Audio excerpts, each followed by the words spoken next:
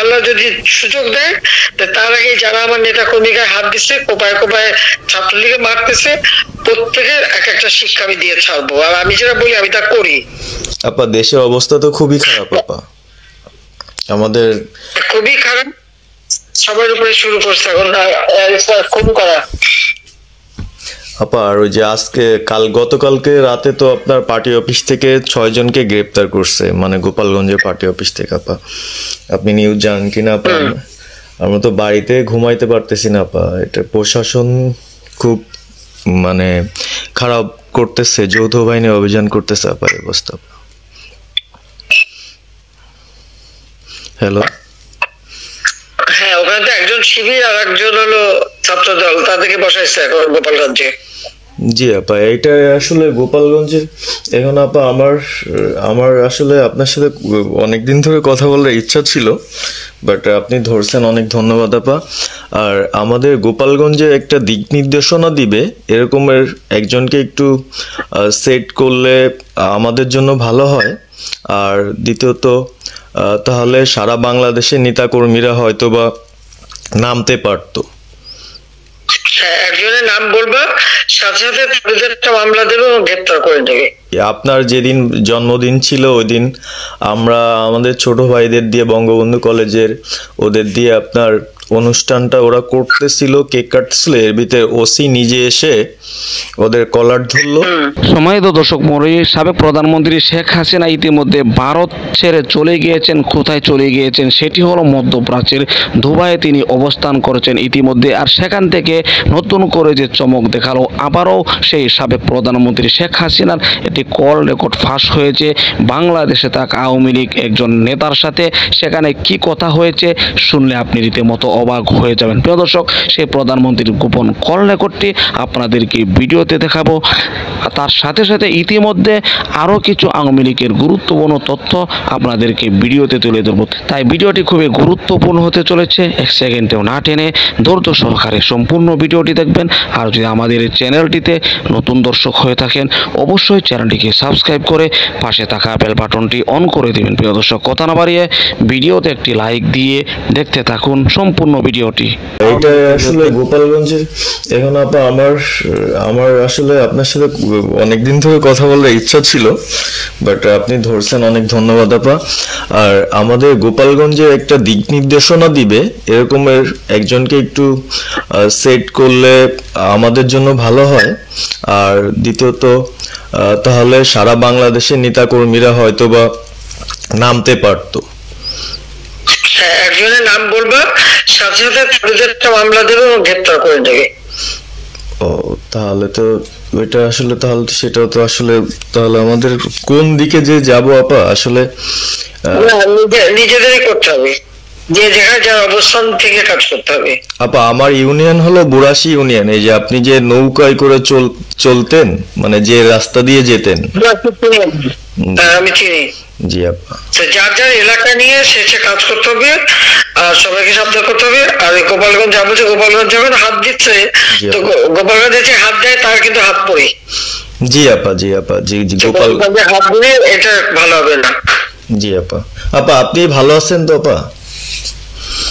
আমি ভালো আছি, আমি ঠিক আছে। আমি যে কথা বলছি বাংলাদেশে, কারণ কালকে প্রজ্ঞাপন দিছে। জি আপা।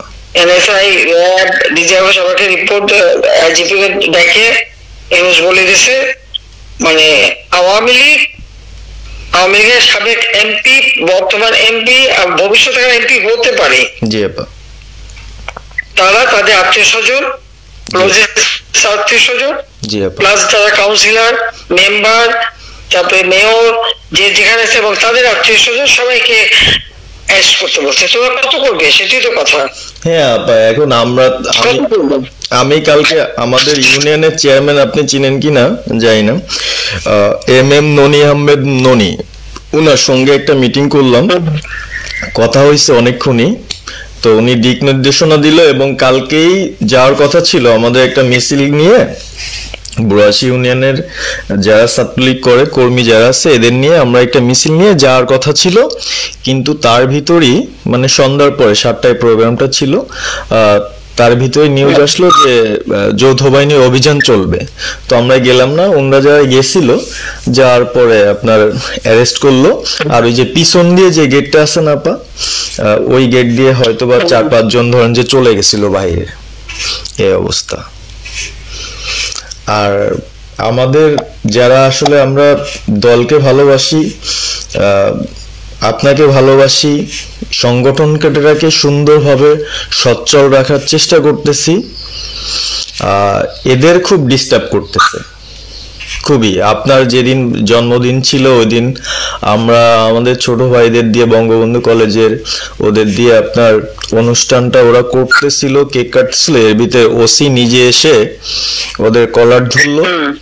মানে খুব অ্যাক্টিভ যে 4-5 জন ছেলে আছে, হিমেল, তারপর বাপ্পি, রেয়াজ, সাকিব,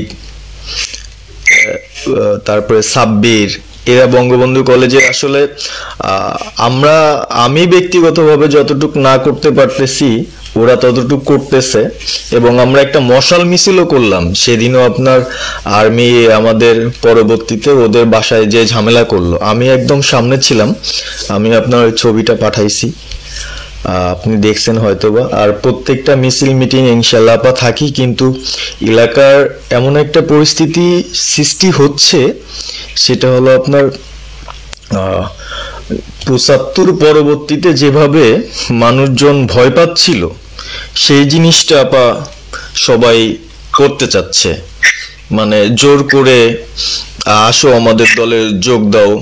মানে দোকানে বসলে, চার দোকানে বসলে অনেক কিছু শোনা যায়, অনেক কিছু বোঝা যায়, কিন্তু এখন আমাদের দরকার সারা বাংলাদেশে, মানে আমার ক্ষুদ্র জ্ঞান থেকে বলতেছি, সারা বাংলাদেশে যে একটা সংগঠনটা চালাবে, আপনি সভাপতি থাকবেন এবং ভারপ্রাপ্ত যদি কাউকে কোনো দেওয়া যায় যাকে ভালো মনে করেন, তাহলে আমাদের সারা 64 জেলা।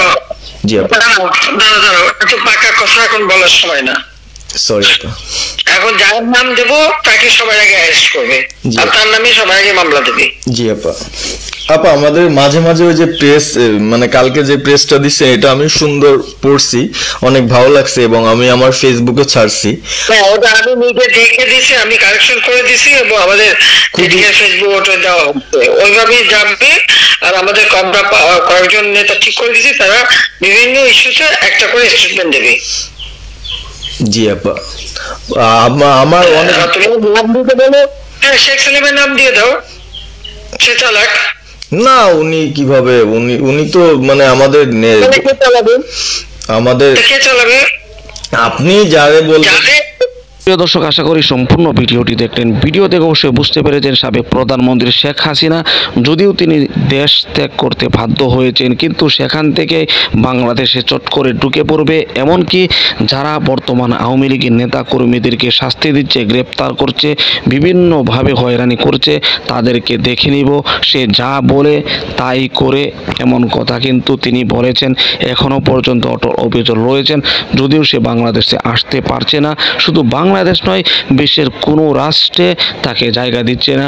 ইতিমধ্যে সে হয়তো কোনোভাবে অনুরোধ করে অনুমতি নিয়ে প্রবেশ করেছে, সে মধ্যপ্রাচ্যের দুবাইয়ে অবস্থান করছে।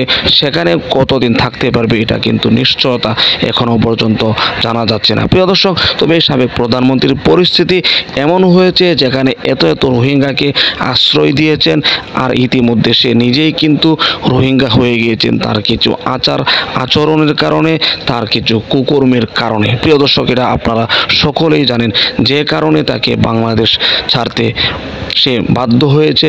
অবশ্যই সেই বিষয়গুলো আপনাদের সবাই দেখা এমনকি জানা। প্রিয় দর্শক, এই সাবেক প্রধানমন্ত্রী শেখ হাসিনা এমনকি বর্তমান আওয়ামী লীগ এই দলটিকে কেন্দ্র করে আপনার কোনো মতামত থাকলে আপনার মূল্যবান মতামতগুলো কমেন্ট বক্সে জানিয়ে দিবেন, এমনকি এই ভিডিওটি শেয়ার করে সকলের মাঝে ছড়িয়ে দিবেন। প্রিয় দর্শক, আজকের মতো এখানে শেষ করছি।